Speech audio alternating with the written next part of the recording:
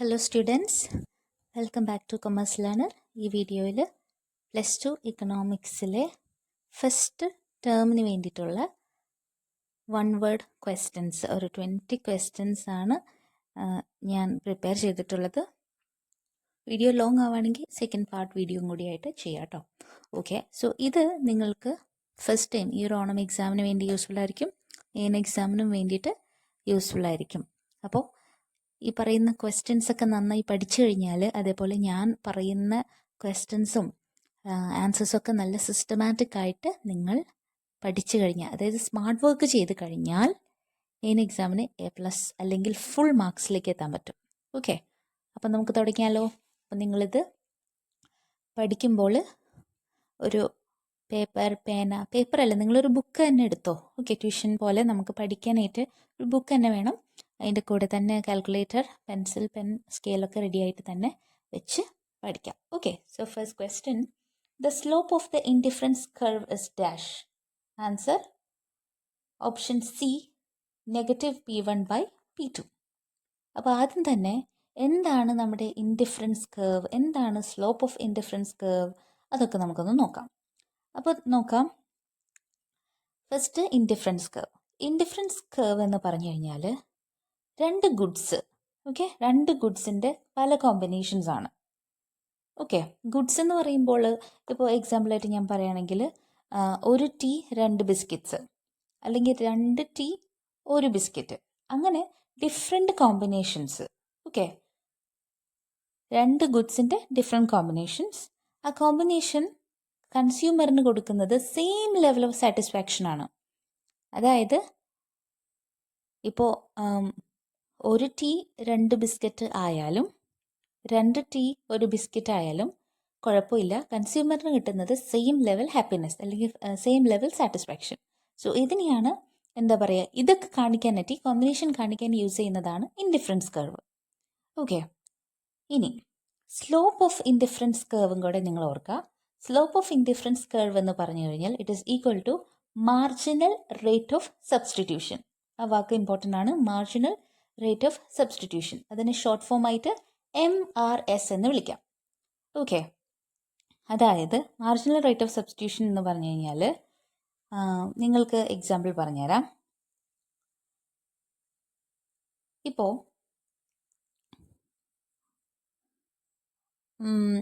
നിങ്ങൾക്ക് ഒരു good, okay, ഒരു ഗുഡ് ഉണ്ടെന്ന് വിചാരിക്കുക നിങ്ങളുടെ കയ്യിൽ. വേറെ ഒരു ഗുഡ് നമുക്ക് മേടിക്കാൻ വേണ്ടിയിട്ട് അല്ലെങ്കിൽ കിട്ടാൻ വേണ്ടിയിട്ട് നമ്മുടെ കയ്യിൽ ആദ്യമുള്ളൊരു ഗുഡ് എത്ര, അതിൻ്റെ എത്ര നിങ്ങൾ ഗിവ് അപ്പ് ചെയ്യാൻ റെഡിയാണോ, അതിനെയാണ് ഈ സ്ലോപ്പ് ഓഫ് ഇൻഡിഫറൻസ് കർവിൽ പറയുന്നത്. ഓക്കെ, ഒന്നുകൂടെ എക്സാമ്പിൾ പറഞ്ഞുതരാം. നിങ്ങൾക്ക് നിങ്ങളുടെ കയ്യിൽ ടീ ഉണ്ട്, അതായത് ടീ ഉണ്ട്, ബിസ്ക്കറ്റും ഉണ്ട്. ഓക്കെ, ടീ എന്ന് പറയുന്നതിനെ നമുക്ക് ഗുഡ് 1 എന്ന് പറയാം, അതിന് 20 രൂപയാണ്. ബിസ്ക്കറ്റിന് നമുക്ക് ഗുഡ് 2 എന്ന് പറയാം, അതിന് 10 രൂപയാണ്. അപ്പോൾ നിങ്ങൾക്ക് ഒരു കപ്പ് കൂടി ടീ കിട്ടാൻ വേണ്ടിയിട്ട് നിങ്ങൾ ആ 2 ബിസ്ക്കറ്റും ഗിവ് അപ്പ് ചെയ്യാണ്. ഓക്കെ, ഒരു ബിസ്ക്കറ്റിന് എത്ര രൂപയാണെന്ന് പറഞ്ഞാൽ 10 രൂപ, ഒരു ചായക്ക് എത്ര രൂപയാണെന്ന് പറഞ്ഞാൽ 20 രൂപ. അപ്പം നിങ്ങൾക്ക് എന്ത് വേണം, ഒരു ചായയും കൂടി വേണം. അപ്പം നിങ്ങൾ എന്ത് ചെയ്യണമെന്ന് വെച്ചാൽ 2 ബിസ്ക്കറ്റ്, ഒരു ബിസ്ക്കറ്റിന് 10 രൂപ കേട്ടോ, അപ്പോൾ 2 ബിസ്ക്കറ്റ് നിങ്ങൾ ഗിവ് അപ്പ് ചെയ്യാണ്. എന്തിനാണ്, നിങ്ങൾക്ക് ഒരു ചായയും കൂടി വാങ്ങിക്കാൻ 20 രൂപയുടെ. ഓക്കെ, സോ ഇതാണ് എന്ത് പറയുന്നത്, ആ ഒരു മാർജിനൽ റേറ്റ് ഓഫ് സബ്സ്റ്റിറ്റ്യൂഷൻ, അതായത് നമ്മുടെ ഈ പറയുന്ന കർവ് ഓഫ് അല്ലെങ്കിൽ സ്ലോപ്പ് ഓഫ്, കർവ് അല്ല, സ്ലോപ്പ് ഓഫ് ഇൻഡിഫറൻസ് കർവിൽ വരുന്നത്. ഓക്കെ, ഇനി ഇവിടെ നമ്മൾ പറയുന്നുണ്ട് ആൻസർ -P1 അല്ലെങ്കിൽ -P1/, യെസ് തന്നെ, -P1/P2 എന്ന് പറഞ്ഞു അല്ലേ. എന്താണ് ഈ -P1/P2 എന്ന് പറയുന്നത്? ഇവിടെ നമ്മൾ ഈ കർവ്, അതായത് സ്ലോപ്പ് ഓഫ് ഇൻഡിഫറൻസ് കർവ് എന്ന് പറഞ്ഞാൽ ഡൗൺവേർഡ് ആയിട്ടാണ് ഇതിൻ്റെ സ്ലോപ്പ്. ഓക്കെ, എന്ന് വെച്ചാൽ കാരണം എന്താ, നിങ്ങൾക്ക് ഒരു ഗുഡിൻ്റെ കുറച്ച് കൂടുതൽ കിട്ടണമെങ്കിൽ വേറെ ഒരെണ്ണത്തിൻ്റെ കുറച്ച് ഗിവ് അപ്പ് ചെയ്യണം. സോ അതുകൊണ്ടാണ് ഇത് നെഗറ്റീവ് എന്ന് പറയുന്നത്. ഓക്കെ, അപ്പോൾ -P1/P2 ആണ് എന്ത്, സ്ലോപ്പ് ഓഫ് ഇൻഡിഫറൻസ് കർവ്. ഇതിൻ്റെ കൂടെ തന്നെ മാർജിനൽ റേറ്റ് ഓഫ് സബ്സ്റ്റിറ്റ്യൂഷൻ എന്ന് പറയുന്നതും കൂടി ഓർത്തിരിക്കുക. ഓക്കെ, ഇനി അടുത്ത ചോദ്യം നോക്കാം. The ability of a commodity to satisfy wants is referred to as dash. Answer option C, utility. ഇതെന്താ സംഭവം എന്ന് വെച്ചാൽ നമ്മുടെ ആവശ്യങ്ങൾ സാറ്റിസ്ഫൈ ചെയ്യാനായിട്ട് ഓരോ ഗുഡ്സിനും ഓരോ പ്രൊഡക്റ്റിനും കഴിവുണ്ട് അല്ലേ? അതിനെയാണ് യൂട്ടിലിറ്റി എന്ന് പറയാം. ഓക്കെ, കുറച്ചുകൂടി ഈസി ആയിട്ട് പറഞ്ഞുതരാം. ഇപ്പം നിങ്ങൾക്ക് ദാഹിക്കുകയാണ്, നിങ്ങളൊരു കുപ്പി വെള്ളം വാങ്ങിച്ചു. വെള്ളം എന്ന് പറയുന്ന ഒരു ഗുഡ് വാങ്ങി. ഓക്കെ, സോ എന്ത് സംഭവിക്കും? നിങ്ങളുടെ തേഴ്സ്റ്റ് എന്ന് പറയുന്ന പ്രോബ്ലം അതിനെ സോൾവ് ചെയ്യാൻ പറ്റും അല്ലേ? സോ അതിനെയാണ് എന്ത് പറയുന്നത്? യൂട്ടിലിറ്റി. അതായത് ആ ഒരു സാറ്റിസ്ഫാക്ഷൻ. വേറെ എക്സാമ്പിൾ പറയാം. നിങ്ങളിപ്പോൾ സമ്മർ സീസണാണ്, ഫാൻ ഇട്ടിരുന്നു കഴിഞ്ഞാൽ നിങ്ങൾക്ക് കിട്ടുന്നത് യൂട്ടിലിറ്റിയാണ്. നിങ്ങൾക്കിപ്പോൾ അത്യാവശ്യമായിട്ട് ഒരു ഫോൺ ചെയ്യണം, സംസാരിക്കുന്ന ഒരാളോട്. അവിടെ നിങ്ങൾക്ക് മൊബൈൽ ഫോൺ ഹെൽപ്ഫുള്ളാണ്. യൂട്ടിലിറ്റിയാണ് തരുന്ന ആരാണ്? മൊബൈലാണ്. കണ്ടോ? അപ്പോൾ ഈ ഐറ്റംസിനെയൊക്കെ നമ്മൾ ആദ്യം പറഞ്ഞ് വെള്ളം ആയിക്കോട്ടെ, ഫാൻ ആയിക്കോട്ടെ, മൊബൈൽ ഫോൺ ആയിക്കോട്ടെ, ഇതിനെല്ലാത്തിനും യൂട്ടിലിറ്റി ഉണ്ട്. കാരണം എന്താ? നിങ്ങളുടെ വാണ്ട്സ്, നിങ്ങളുടെ നീഡ്സ് ഇത് ഫുൾഫിൽ ചെയ്തതുകൊണ്ടാണ് യൂട്ടിലിറ്റി ഉണ്ടെന്ന് പറഞ്ഞത്. മൂന്നാമത്തെ question. All significant economic decisions in a centrally planned economy are made by, answer option B, government.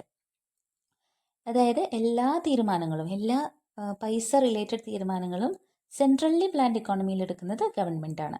അതായത് what to produce, how to produce, for whom to produce, എന്ത് produce ചെയ്യണം, എന്തോരം produce ചെയ്യണം, ആർക്കൊക്കെ വേണ്ടി പ്രൊഡ്യൂസ് ചെയ്യണം എന്നൊക്കെ തീരുമാനിക്കുന്നത് ആരാണ്? നമ്മുടെ ഗവൺമെൻറ്റാണ്. എസ്പെഷ്യലി USSRൽ, ഓക്കെ, റഷ്യയിൽ. അവിടെ ഗവൺമെൻറ്റാണ്. ഇപ്പോൾ നോക്കുക, എത്ര wheat, how much wheat grow, എത്ര ഗോതമ്പ് ഉൽപ്പാദിപ്പിക്കണം, അതേപോലെ how many cars to produce, എത്ര കാർസ് ഇവിടെ പ്രൊഡ്യൂസ് ചെയ്യണം, എത്ര സാലറി വർക്കേഴ്സിന് കൊടുക്കണം. ആളുകൾക്ക് ഒന്നും തീരുമാനിക്കാൻ പറ്റില്ല. എല്ലാം തീരുമാനിക്കുന്നതും എല്ലാം കൺട്രോൾ ചെയ്യുന്നതും ഗവൺമെൻറ്റാണ്. ഗവൺമെൻറ്റാണ് പ്ലാൻ ചെയ്യുന്നത്. ഓക്കെ, സോ ഇവിടെ answer government. Next one, microeconomics is also known as dash. Answer option B, price theory. Microeconomics എന്ന് പറഞ്ഞാൽ നമുക്കറിയാം ഇൻഡിവിജ്വൽ യൂണിറ്റ്സിനെ പറ്റിയാണ് പഠിക്കുന്നത്. അതായത് ഇപ്പോൾ കൺസ്യൂമേഴ്സിനെ കുറിച്ചാവാം, ഫേംസിൻ്റെ ആവാം, മാർക്കറ്റ് ആവാം. ഇപ്പം നോക്കിയേ, അതായത് ഒരു എക്സാമ്പിൾ പറഞ്ഞുതരാം അപ്പോൾ നിങ്ങൾക്ക് മനസ്സിലാവും. ഇപ്പോൾ ഓണിയൻ്റെ പ്രൈസ് കൂടി എന്ന് വിചാരിക്കാം. മൈക്രോ ഇക്കണോമിക്സ് എന്ന് പറഞ്ഞാൽ പ്രൈസ് തിയറി പഠിക്കുന്നതാണ് അല്ലേ? അതായത് എന്തുകൊണ്ടാണ് ഓണിയൻ്റെ പ്രൈസ് കൂടിയത്, അല്ലെങ്കിൽ ഓണിയൻ്റെ സപ്ലൈയും ഡിമാൻഡും എന്താണ്, ഇത്തരം പ്രൈസ് കൂടിയപ്പോൾ കൺസ്യൂമേഴ്സും ഫാമേഴ്സും ഇതിനോട് എങ്ങനെ റെസ്പോണ്ട് ചെയ്യും, മനസ്സിലായോ? അപ്പോൾ ഇതെല്ലാനും പഠിക്കുന്നത്, അതായത് ചെറിയ ചെറിയ മാർക്കറ്റ്സിൽ എങ്ങനെയാണ് ഈ പ്രൈസുകൾ ഇങ്ങനെ വരുന്നത്, ഓക്കെ, എന്നൊക്കെ പഠിക്കുന്നത് മൈക്രോ ഇക്കണോമിക്സ് ആണ്. Okay, next one. If the demand curve is A rectangular hyperbola, the coefficient of elasticity of demand is dash. Answer is option B, utility. ഇതിൽ യൂട്ടിലിറ്റി അല്ല, യൂണിറ്റി. സോ റെക്റ്റാങ്കിൾ ഹൈപ്പർബോള എന്താണെന്ന് ഒന്ന് വരച്ച് കാണിച്ചു തരാം അപ്പോൾ നിങ്ങൾക്ക് മനസ്സിലാവും. അതായത് ഇപ്പോൾ റെക്റ്റാങ്കിൾ ഹൈപ്പർബോള എന്ന് പറയുന്നത്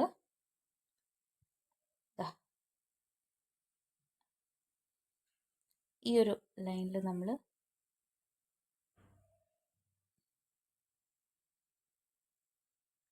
ഈ ഒരു വരച്ച ഇതുണ്ടല്ലോ, ഈ കർവ് ഇങ്ങനെ വരച്ചത്, യെസ്, ഇതാണ് റെക്റ്റാങ്കുലർ ഹൈപ്പർബോള എന്ന് പറയുന്നത്. അപ്പോൾ ഓക്കെ, അപ്പോൾ നമ്മുടെ ഡിമാൻഡ് കർവ് ഈ ഒരു ഷേപ്പിലാണെന്നാണെങ്കിൽ coefficient of elasticity of demand എന്ന് പറയുന്നത് 1 ആണ്. ഓക്കെ, യൂണിറ്ററി ഇലാസ്റ്റിക് എന്ന് പറയും. അതായത് എത്രയാണ് elasticity of demand equal to 1. ഇതെന്ന് പറഞ്ഞിട്ടുണ്ടെങ്കിൽ ഇപ്പോൾ എക്സാമ്പിൾ ഒരു പ്രൈസ് ഇപ്പോൾ 10 ആണെന്ന് വിചാരിക്കുക, ഡിമാൻഡ് 20 ആണെന്ന് വിചാരിക്കുക, 20 യൂണിറ്റ്സ്. അപ്പോൾ ടോട്ടൽ റവന്യൂ എന്താ? 20 × 10 200. ഇനിയും ഈ 10 ആയിരുന്ന പ്രൈസ് 5ലേക്ക് ഡ്രോപ്പ് ചെയ്ത് കുറഞ്ഞെന്ന് വിചാരിക്കുക, ഡിമാൻഡ് എന്താവും? കൂടും. എന്താവും? 20 യൂണിറ്റ്സ് ആയിരുന്നത് 10ന് 20 ആയിരുന്നത് പ്രൈസ് ഡ്രോപ്പ് ചെയ്ത് 5 ആയിക്കഴിഞ്ഞാൽ 20 യൂണിറ്റ്സിൻ്റെ എന്താ പറയുക, ഡിമാൻഡ് പിന്നെയും കൂടാണ് അല്ലേ? 20 യൂണിറ്റ്സ് എപ്പോഴാണ്? 10 റുപ്പീസ് ആയിരുന്നപ്പോഴായിരുന്നു 20 യൂണിറ്റ്സ്. പ്രൈസ് 5 രൂപ ആയിക്കഴിഞ്ഞാലോ ഡിമാൻഡ് പിന്നെയും 40 യൂണിറ്റ്സ് ആയിട്ട് കൂടും. ഓക്കെ, അപ്പോൾ ടോട്ടൽ റവന്യൂ എന്താണ്? 5 × 40 ആണ്. അവിടെയും നമുക്ക് ടോട്ടൽ റവന്യൂ എത്രയാണ്? 200 കിട്ടാം. കാരണം ആദ്യത്തെ കേസിൽ പ്രൈസ് 10 രൂപയായിരുന്നപ്പോൾ ഡിമാൻഡ് 20 യൂണിറ്റ്സ്. രണ്ടാമത് പ്രൈസ് കുറഞ്ഞു. അപ്പോൾ എന്താണ്? 10 രൂപയ്ക്ക് 20 യൂണിറ്റ് കിട്ടിയിരുന്നത് ഇപ്പോൾ 5 രൂപയ്ക്ക് എന്താവും? കുറയുമ്പോൾ എന്താവും? 40 യൂണിറ്റ് കിട്ടാണ്. അപ്പോൾ ടോട്ടൽ റവന്യൂ എന്താ? രണ്ട് കേസിലും സെയിം ആണ്, 200 തന്നെയാണ്. ഇവിടെ ഇത്രേ ഉള്ളൂ, പ്രൈസ് ചേഞ്ച് ചെയ്തു എന്നാൽ പോലും ടോട്ടൽ റവന്യൂ സെയിം തന്നെയാണ്. ഇതാണ് എന്ത് പറയുന്നത്? Unitary elasticity. അതായത് ഓരോ പോയിന്റിലും ഇലാസ്റ്റിസിറ്റി ഇസ് 1. ഇനി നമുക്ക് അടുത്തത് നോക്കാം.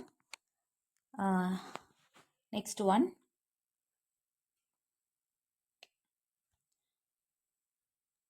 when the price of X increases, the demand for Y also increases. Then X and Y are dash. അതായത് എക്സിൻ്റെ പ്രൈസ് കൂടിയെന്ന് വിചാരിക്കാം. അപ്പോൾ തന്നെ എന്ത് പറ്റി? വൈൻ്റെ പ്രൈസും കൂടി. ഓക്കെ, അപ്പോൾ ഇവിടെ എക്സും വൈയും ഏത് ഗുഡ്സിൽ വരുന്നതാണെന്നാണ് നമ്മുടെ ചോദ്യം. ഏത് ഗുഡ്സിൽ വരുന്നതാണ്? സബ്സ്റ്റിറ്റ്യൂട്ട് ഗുഡ്സിൽ വരുന്നതാണ്. നമുക്ക് നോക്കാം എന്താ സംഭവം എന്ന് വെച്ചാൽ, നിങ്ങൾക്ക് എക്സാമ്പിൾ പറഞ്ഞുതരാം. അപ്പോൾ ടീയും കോഫിയും, ടീയുടെ പ്രൈസ് കൂടി. ഓക്കെ, അപ്പോൾ എക്സ് എന്ന് പറഞ്ഞിട്ടുണ്ടെങ്കിൽ ടീ ആണ്, ചായ അല്ല ചായപ്പൊടി, ചായപ്പൊടിയുടെ പ്രൈസ് കൂടി. അപ്പോൾ demand for Y also increases. അതുകൊണ്ട് തന്നെ ചായക്ക് പകരം ആളുകൾ എന്ത് വാങ്ങിക്കും? കോഫി വാങ്ങിക്കും. അപ്പോൾ എന്താണ്? പ്രൈസ് എക്സിൻ്റെ കൂടിയെങ്കിലും അതിന് പകരമായിട്ട് ഡിമാൻഡ് എവിടെ കൂടും? അതിൻ്റെ സബ്സ്റ്റിറ്റ്യൂട്ട് ആയിട്ടുള്ള കോഫിയിൽ കൂടും. ഓക്കെ, ഇപ്പോൾ വേറെ എക്സാമ്പിൾ, ഇപ്പോൾ പിസ്സ ബർഗർ എടുക്കുകയാണെങ്കിൽ, പിസ്സ ഭയങ്കര കോസ്റ്റ്ലി ആയി കഴിഞ്ഞാൽ ആളുകൾ പിസ്സയ്ക്ക് പകരം ബർഗർ വാങ്ങിക്കുന്നു. അങ്ങനെ നിങ്ങൾ ചിന്തിക്കാം.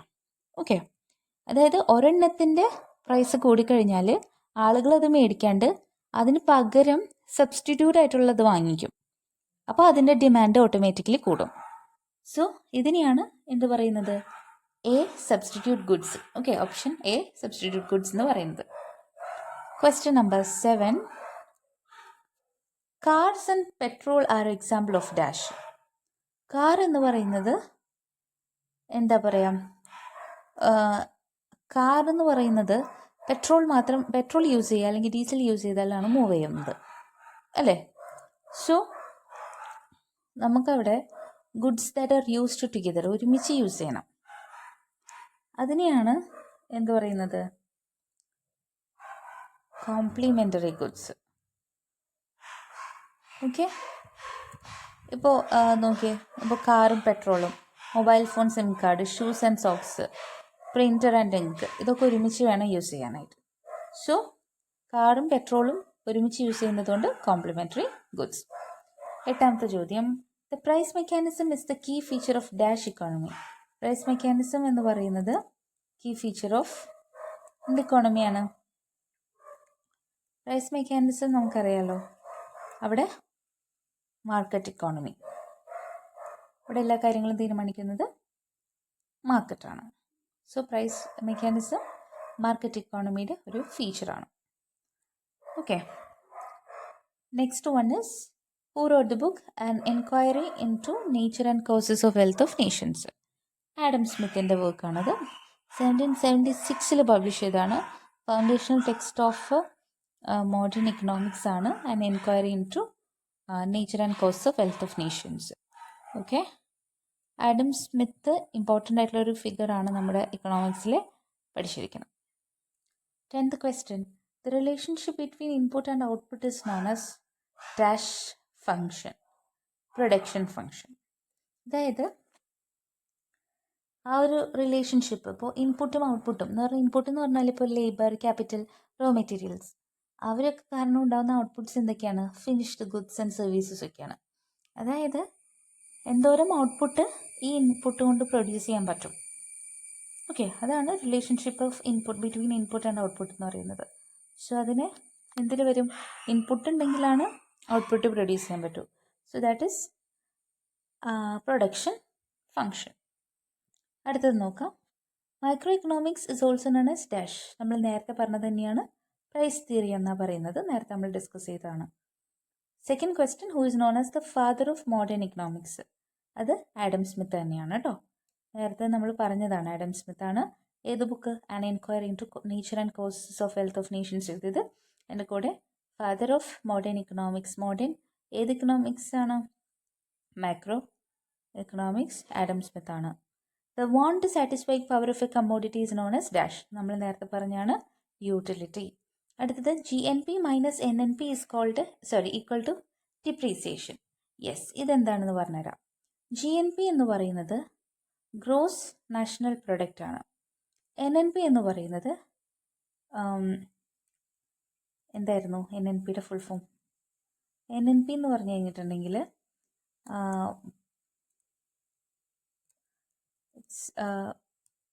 Net national product. So GNP എന്ന് പറഞ്ഞിട്ടുണ്ടെങ്കിൽ ഒരു കൺട്രിയിൽ പ്രൊഡ്യൂസ് ചെയ്യുന്ന എല്ലാത്തിൻ്റെയും ടോട്ടൽ വാല്യൂ, അതായത് ഇന്ത്യയിൽ നിന്നും എബ്രോഡിൽ നിന്നൊക്കെ ഇന്ത്യൻസ് പ്രൊഡ്യൂസ് ചെയ്യുന്ന എല്ലാ പ്രൊഡക്ട്സിൻ്റെയും അല്ലെങ്കിൽ എല്ലാത്തിൻ്റെയും ടോട്ടൽ വാല്യൂ ആണ് GNP, ഫുൾ എമൗണ്ട്. ഓക്കെ, ഒന്നും റിമൂവ് ചെയ്യുന്നില്ല, full amount.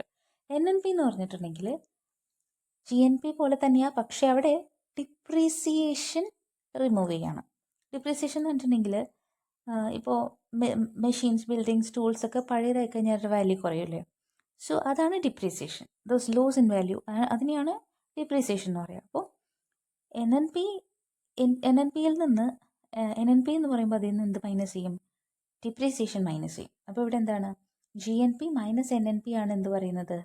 Depreciation. Okay, option A. In the long run all the factors R dash.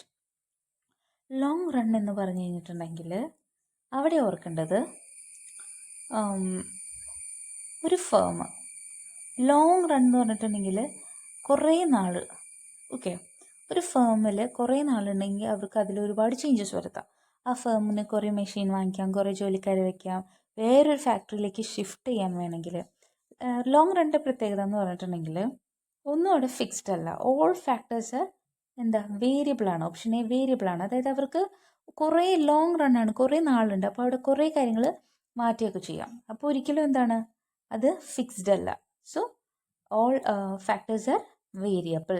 Okay, എന്നാൽ ഒരു ഷോർട്ട് റൺ ആണെങ്കിലോ, നിങ്ങൾക്ക് ഇപ്പോൾ ഇന്ന് ചിലപ്പോൾ വേണമെങ്കിൽ ഒരു വർക്കറിനെയും കൂടെ അവിടെ ഹയർ ചെയ്യാം എന്ന് കരുതി നാളെ ഒരു പുതിയ ഷോപ്പ് തന്നെ ബിൽഡ് ചെയ്യാൻ പറ്റുമോ? പറ്റില്ല. സോ ഷോർട്ട് റണ്ണ് പോലെയല്ല ലോങ് റൺ. ലോങ് റൺ എന്ന് പറയുന്നത് വേരിയബിൾ ആണ്. Next one, which of the following service is not included in calculation of national income? നമുക്ക് ഈ ചാപ്റ്ററിൽ വരുന്നില്ല ഈ ഫസ്റ്റ് ടേമിൽ, എന്നാലും ഞാൻ പറഞ്ഞുതരാം. നാഷണൽ ഇൻകമിൽ വരാത്തത് നമ്മുടെ ഓപ്ഷൻ ബി, ഹൗസ് വൈഫിൻ്റെ വർക്കാണ്. ഓക്കെ, വീട്ടിൽ ഹൗസ് വൈഫ് ചെയ്യുന്നത് നാഷണൽ ഇൻകം കാൽക്കുലേഷനിൽ കൂട്ടുന്നില്ല. നമുക്കറിയുന്ന കാര്യമാണ് അല്ലേ? അതും കൂടെ കൂട്ടിയിരുന്നെങ്കിൽ ഇപ്പോൾ എന്തായിരുന്നു? എല്ലാ അമ്മമാരും കഷ്ടപ്പെട്ട് ഹൗസ് വൈഫ് ആയിക്കോട്ടെ, വീട്ടിൽ ജോലി ചെയ്യുന്ന ആൾ. Okay, seventh one, when the price changes and the expenditure remains the same, elasticity is dash. അതായത് പ്രൈസിൽ ചേഞ്ച് വന്നു, പക്ഷേ എക്സ്പെൻഡിച്ചർ സെയിം തന്നെയാണെങ്കിൽ ഇലാസ്റ്റിസിറ്റി എന്താണെന്ന് നമ്മൾ നേരത്തെ പറഞ്ഞു തന്നെയാണ്. അതിന് answer unitary. Elasticity equal to 1 നമ്മൾ നേരത്തെ പറഞ്ഞതാണ്. എട്ടാമത്തെ question, the shape of demand curve with unit elasticity, അതും പറഞ്ഞതാണ്. C, rectangular hyperbola. Next one, ninth question, when output is 0 TFC is equal to dash. Output 0 ആണെന്നാണെങ്കിൽ TFC is equal to TC. Okay, TFC is equal to TC. Output 0 ആണെങ്കിൽ TC എന്ത് തന്നെയാണ്? TFC തന്നെയാണ്. Okay, ഇവിടെ output 0 ആണെങ്കിൽ TFC is equal to എന്താണ്? TC. So that is output ഇവിടെ 0. Among the following choose one which is not a substitute good. ഇതിൽ substitute good അല്ലാത്തത് ചൂസ് ചെയ്യാനാണ് പറഞ്ഞേക്കുന്നത്. Coffee and tea, bus and train, pen and ink, shoes and slippers. ഇവിടെ നമുക്ക് substitute ആയിട്ട് use ചെയ്യാൻ പറ്റാത്തത് ഏതാണ്? പെൻ ആൻഡ് ഇങ്ക് ആണ് അല്ലേ? ബാക്കി കോഫിക്ക് വില കൂടിയ ടീ യൂസ് ചെയ്യാം, ബസ്സിന് പോകാൻ പറ്റില്ലെങ്കിൽ ട്രെയിനിന് പോകാം.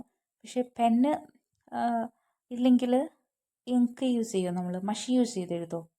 ഇല്ല. ഷൂസ് ഇല്ലെങ്കിൽ സ്ലിപ്പേഴ്സ് ഇടാം. സോ ഇവിടുത്തെ ആൻസർ വരുന്നത് പെൻ ആൻഡ് ഇങ്ക്. സോ ഇത്രയാണ് നമ്മുടെ വൺ വേർഡ് ക്വസ്റ്റ്യൻസ്. നന്നായിട്ട് പഠിക്കുക. വെരി യൂസ്ഫുൾ ആണ് നിങ്ങൾക്കത്. നല്ലപോലെ പഠിക്കുക കേട്ടോ. Okay, thank you for watching.